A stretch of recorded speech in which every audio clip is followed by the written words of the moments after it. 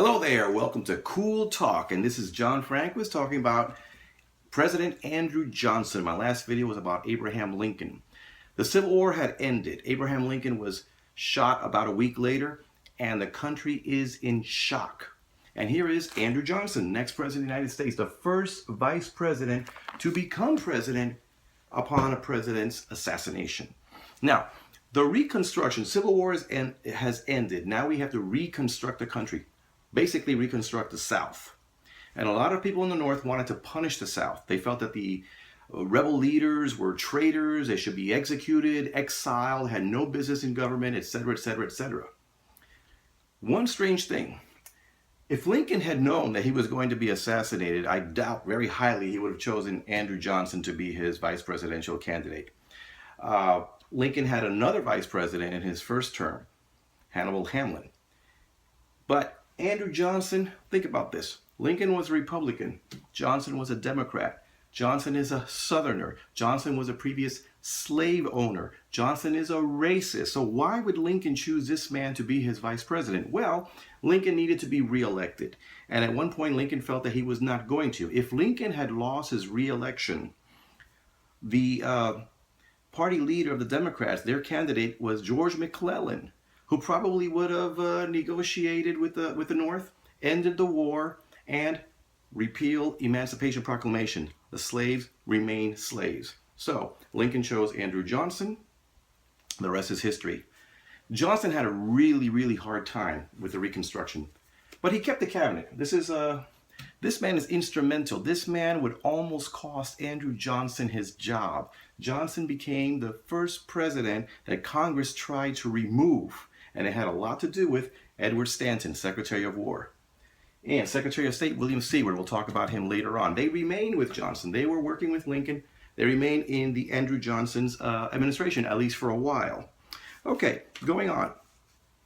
A quick story about Edward Stanton that everybody likes to talk about. When Lincoln was president, Lincoln sent a proposal to the Secretary of War, and he wanted the Secretary of War to sign it. So he sent an aide to give him the proposal. Stanton looked at the proposal and he said, "This is stupid. I'm not going to sign this. Lincoln's a fool." So the aide went back and he told Lincoln, and Lincoln said, "He's not going to sign it," and he said that I'm a fool? Well, when Stanton has an opinion, he's usually right. So let me go talk to him. Lincoln went to speak to Edward Stanton. They spoke for a while behind closed doors, and Lincoln tore up the proposal. Now that says a lot about Lincoln's pragmatism and humility, but it also tells you that Edward Stanton is not an easy man to work with. And he wasn't. Anyway, let's talk about Andrew Johnson. Andrew Johnson was born in North Carolina. His father died when he was very, very young. He became a tailor, moved to Tennessee, and he was married at 18 years old. He entered Tennessee politics, became a congressman, and he believed in that the Constitution guaranteed private property and that it upheld slavery. You can hang on to your property, you can hang on to your slaves. He purchased a slave, by the way, he had a few slaves. Became governor of Tennessee. Now, one thing about Andrew Johnson, though, he did believe in union. And when Tennessee joined the South, he remained he remained with the South as a senator, and he became military governor of Tennessee.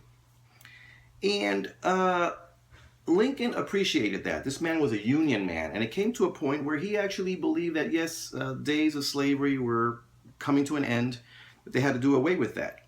But he was still a racist, and when blacks joined the Civil War and began to fight, he thought that blacks should actually do menial jobs, not fight, but like cook and things like that. But anyway, he was chosen to be the vice presidential candidate. Lincoln wins re-election. Lincoln is assassinated. The country is in shock. He gets sworn in, has a meeting with the cabinet, and everybody was willing to give him their support. They could do whatever they could to help the new president, President Johnson. He could have done a lot of things because the Southern congressmen were not there yet. You know, the country's in chaos. So he could have done a lot of things in the first few days towards Reconstruction. By the way, he allowed Lincoln's widow, Mary Lincoln, to remain living in the White House. I think she stayed for about a month. He did that. Now, Johnson's ideas, one of them was he did not believe in suffrage. A lot of the Republicans were thinking, well, let's push for suffrage, meaning give the black man the vote. Johnson was against it. Definitely not. Radical Republicans wanted to pass a civil rights act that would guarantee civil rights for blacks. Andrew Johnson was against that. Andrew Johnson did not punish the South. And a lot of Republicans wanted the South to acknowledge their defeat, end slavery, as the law said that they had to, and to also improve the lives of blacks. But instead, the South was passing black codes that was basically like slavery. They had sharecropping, where they would allow a black person to live in a house nearby, and as long as you grow my crops, you can keep some crops for yourself. It was just a little step above slavery. A lot of former slaves, black people, they were free, but they were not allowed to wander off very far, or they had to be in the company of a white man. There was a lot of violence, a lot of resentment, a lot of things. A lot of Republicans said we have to enforce laws to protect the black people. And Andrew Johnson stubbornly said no, because that's discrimination against whites. He made a lot of crazy statements. At one point he was making speeches, and he said that there were some men out there that were enemies of the Union, and that he would not even shake their hands. And someone asked, well, who are these men? Well, he mentioned Charles Sumner, Thaddeus Stevens. These are abolitionists. He opposed the Civil Rights Bill, as I mentioned, but Congress was in favor of it. So they passed the bill, he vetoed it, and they overrode his veto. This turned into a disastrous pattern. Congress would pass a law, Johnson would oppose it, they would override the veto, and it became a law. Johnson would put forth a law, and they would vote against it. It was a battle between Congress and the president. Johnson really was not getting anything done. Congress proposed the 14th Amendment, Civil Rights Act, where all native-born citizens would anybody born within the United States becomes a native-born citizen, with the exception of Native Americans who had to live on their reservations and so forth. The president overrode that, and it was vetoed it, I should say, and it was overridden. He campaigned for Congress. He did very badly. He made stupid statements. He compared himself to Christ at one point. And when somebody was heckling him, he would start arguing with the heckler. Now, Andrew Johnson blamed the Democrats. Remember, he is a Democrat. He blamed his own party that they didn't do better in the congressional elections because they were not supporting him. Congress passed the Tenure of Office Act. Now, what that means is that's a law that says that the president cannot remove anybody from the cabinet without permission from the Congress. Johnson opposed this. A little bit later on, he wanted to fire Secretary of War Edward Stanton. Edward Stanton refused to resign. He fired him. He wouldn't leave. And Congress put forth impeachment. Impeachment means they have a trial where if you are guilty of high crimes and misdemeanor, then you are removed from office. That was the first time that has ever been done. So they have an impeachment trial, but Johnson remained president. You need 2/3 of Congress in order for them to remove you. Johnson's opponents lost by one vote. One vote.